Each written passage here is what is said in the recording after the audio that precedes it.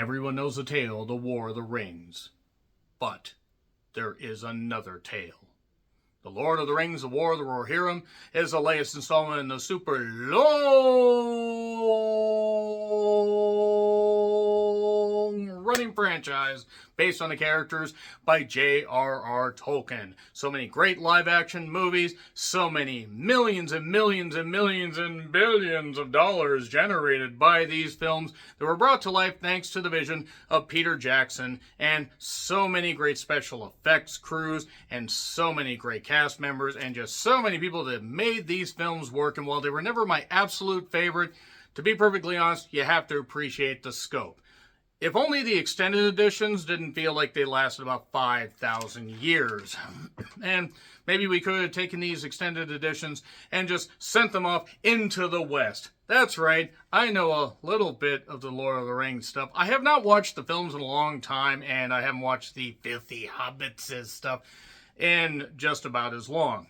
So this is another animated movie with a spin on the Lord of the Rings stuff. And I say another because those that maybe aren't that familiar, they did a Lord of the Rings and a Hobbit cartoon a while ago. And this got some attention when I first saw the trailer because I realized that they were putting a bit of an anime spin on it. Like 80s and early 90s anime, thanks to the vision of director Kenji Kamiyama, who along with 5 other writers. Yes, 5 other writers. I don't think they needed that many writers. More on that in a bit. And a fairly loaded cast. They are bringing this tale that is set 183 years before the original trilogy. Yeah, we are just going to Star Wars prequels up this bitch. No, not entirely. No Jar Jar, thankfully. They do have some alleged comedy relief that sort of works, I guess. Okay, let's talk about this story. You have basically the Kingdom of Rohan. And then you have, an alliance that is attempted to be formed by Lord Freka, that I kept wanting to call Lord Fresca because apparently I'm thirsty, and his son Wolf, with a U. Wolf U. It's like Wolf University. At Wolf University, we earn our moon degree, and teaching staff's been getting lessons howling at the moon. I don't have that. I don't have anything else to rhyme with that. We're tiny, we're toony, we're all little loony. Let's get back to the cartoon anime, all fun.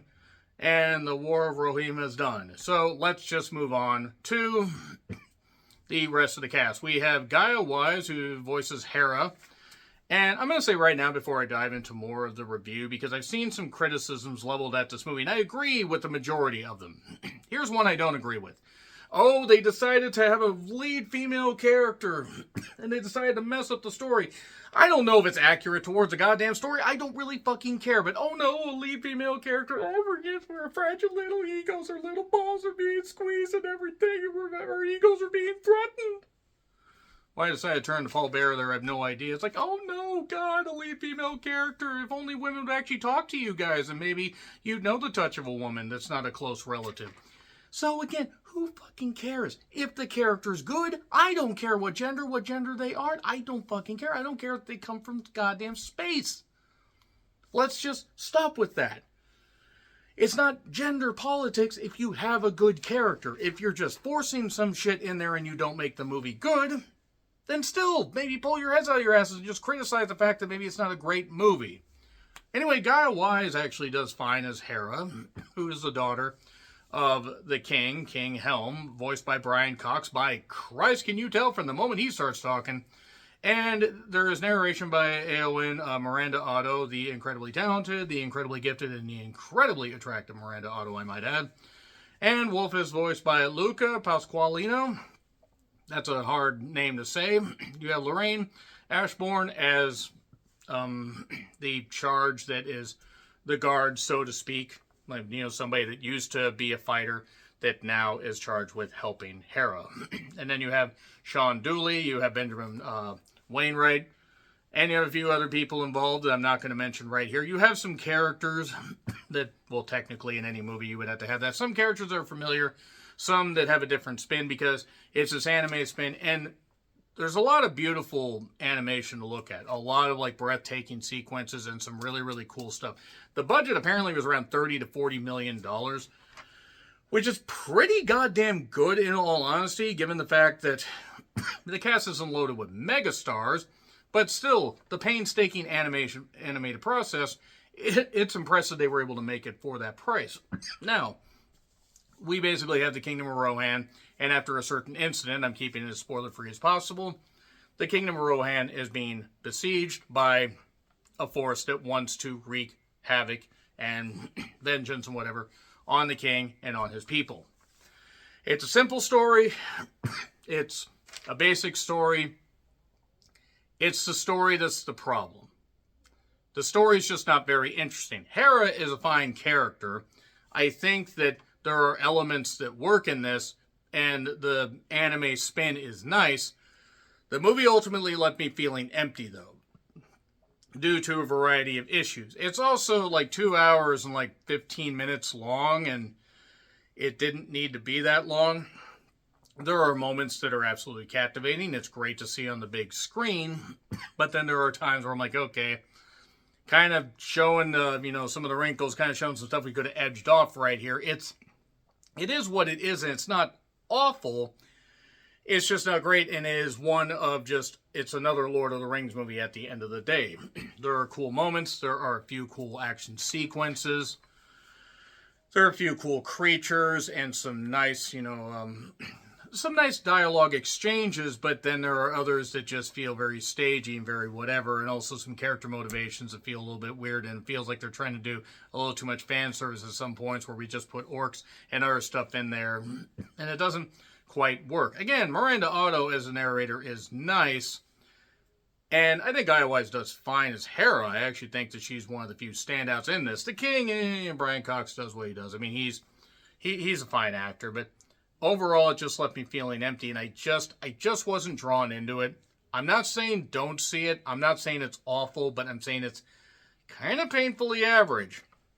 And unfortunately, the film just ended up making me feel, like that's it. That's really it. I mean, yeah, there are some fan service things I'll talk about in the spoilers, but a lot of it felt really like they're reaching for attention from Lord of the Rings fans rather than trying to earn this shit. It was just another Lord of the Rings movie. So that being said, I am going to get into spoilers, so check it out in theaters if you want to. 3, 2, 1, spoilers. So, the Kingdom of Rohan must defend their stronghold after basically Lord Fresca, I'm just going to call him that, and Wolf show up. Wolf wants to basically take Hera's hand in marriage. That doesn't end up working out all that well, because, let's just say the king's getting a fight, and one punch from, King Helm basically just destroys Lord Fresca. Hit him with one punch. 2 kings, 1 punch. You're welcome. And now Wolf vows revenge, and Wolf is basically banished because he draws his sword against the king.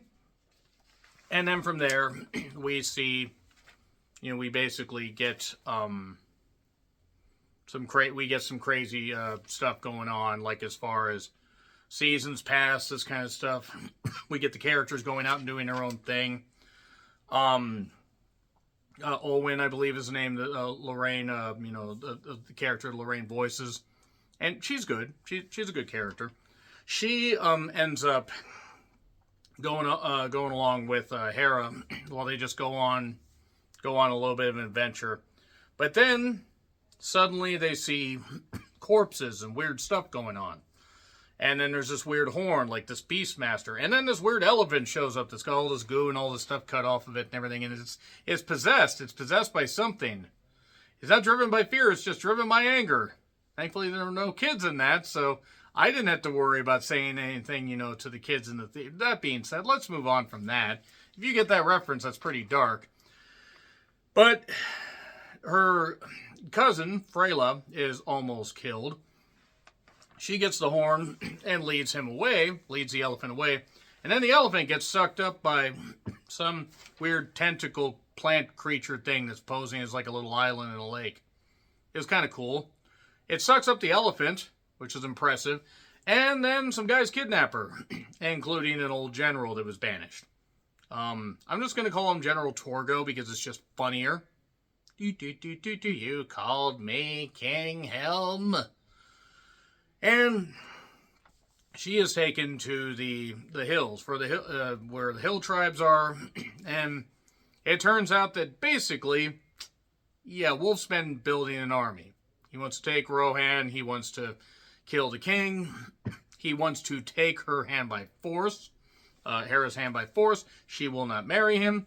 And then Freyla and Olwen and Leaf, I believe is his name. Leaf Cassidy is just what I'm going to call him. Queef Lassity. Queef Lassity is just a funnier name. They end up freeing Hera rather easily. She gets back and warns the king. And then her two brothers are basically put, into battle. She wants to basically help out. And also, while she was at this, particular stronghold, she sees that there is this, that there's this weird seal on one of these things. On one of these, battle plans. Letter that's being sent out. She sees the same thing on what Queef Lassity happens to be holding. And she realizes that one of the General Thorne, who pledged his allegiance to King Helm, is actually going to betray. He does. Rohan is overwhelmed. The citizens are led away to basically the stronghold that is called Helm's Deep, and which is something that we see in future Lord of the Rings movies. And they basically, it's like an impenetrable fortress except for this one cave that you could just easily go there. Kind of like the mall in Dawn of the Dead, where if you just go through the parking garage, you can suddenly show up like, hi, ngang, ngang, ngang, ngang. So, not a lot of supplies. There is a chest with a little, crown and everything and that kind of stuff. Where they are basically, a crown and a white dress is going to factor in to something a little bit later on. The king also got hit with a whole bunch of arrows. One of his sons got dragged to, Hama, I believe is his name. He got dragged there and then got killed, even after the king basically begged to have his son freed and he would give his own life. Well, then basically, Wolf is setting up this whole operation with soldiers. They were going to build this tower, this siege tower, tip it over and everything, get this bridge on this, area, and then they're going to get over there. But that's going to take a while. It's costing a lot of money. It's also a violent winter. And General Torgo is not very happy, and Wolf is just bound and determined to seek revenge. And I understand it because they did show a little bit thing earlier where it was him and her as, it was Wolf and Hera as kids. And then they had matching scars. She accidentally got him at one point. He on purpose got her at one point. And it would have worked better, except Wolf is just not a convincing villain. I'm sorry. He was whiny and not very... I mean, yeah, maybe that's the point.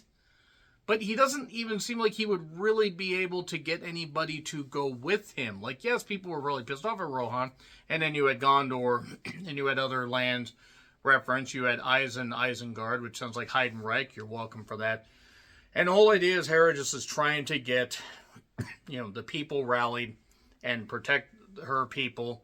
The king then ends up showing that he has absolute power and is able to beat people up and do all this and take out all the soldiers. Here's my question. Why the fuck didn't he do that before everybody died? He probably could have saved his kingdom earlier, but it's fine.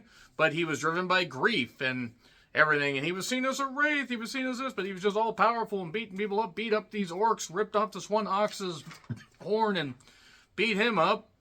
And Hera was able to see all this, and yeah, by the way, her cousin earlier, before this, because of the whole elephant plant thing, and her being captured, and then rescued, Freyla was banished. More on that in a bit. They are continuing to try and basically figure out what they're going to do. Supplies are running low. They decide to make their escape. In the beginning of the movie, she brought this, giant bit of meat for this one giant eagle that also becomes kind of a conduit to help her basically get some reinforcements, I guess. They kind of just edit over that. And meanwhile, Wolf is bound, determined, and promises riches if they break into this place. And General Torgo says, well, that's not something that place has. Well, they don't know that. So eventually, they manage to break in. The idea is that Hera is going to be the distraction, but Olwen is bound and determined to help. And a couple others are wanting to help as well. A few soldiers, but everybody else is going to escape through the goddamn tunnel and get out. Well, the siege tower gets over. Soldiers are getting overwhelmed. By the way, the king ended up freezing to death when he got caught in the winter, but he took out most of the soldiers, yet more were still there. And I don't know. Maybe I'm thinking too much into it, but nevertheless, Hera and Wolf have one stare down. There is actually pretty. But she basically makes a challenge. If I beat you, you withdraw your army. If you beat me, then you get to take the throne. Because there's nobody left. It's her. And says, I accept your challenge. You think I'm scared? You think I'm afraid of you? You should be. Which would be. You could get kind of goosebumps if it was earned. And we get some fighting, and the siege tower gets set on fire, and then all this shit's going on, and it looks like it's all over. Maybe Hera can beat him, but it looks like the soldiers are going to take over, but then suddenly, and Helm Hammond, led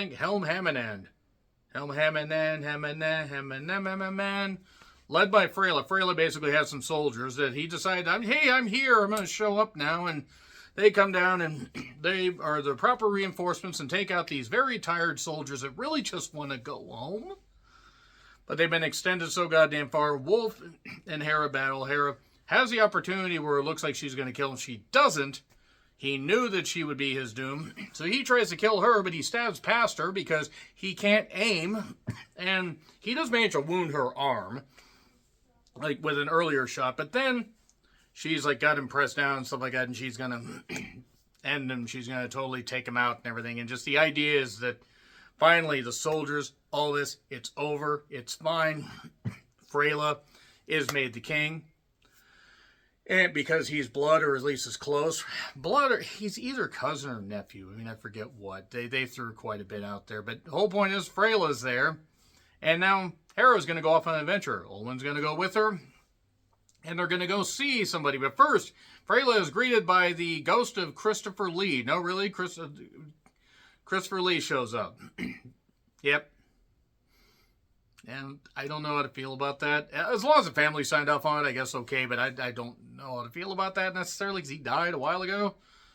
That being said, Hera's going to go off on an adventure about the orcs that she saw and everything, and one of the orcs even said, what do mortal want with rings anyway? And it looked like one of the rings, like Gollum had.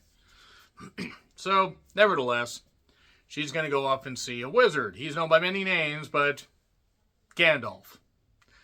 And then that ends. That's it. Yeah. Lord of the Rings, The War of the Rohirrim is fine. It has some beautiful animation. It has a few good moments, but overall it's just average. C+. C+, it's barely above average. Nevertheless, let me know your thoughts in the comments. Like, share, subscribe, Twitter, Letterboxd, and Blue Sky handles in the description. I'm John Ricklin. I'll see you soon.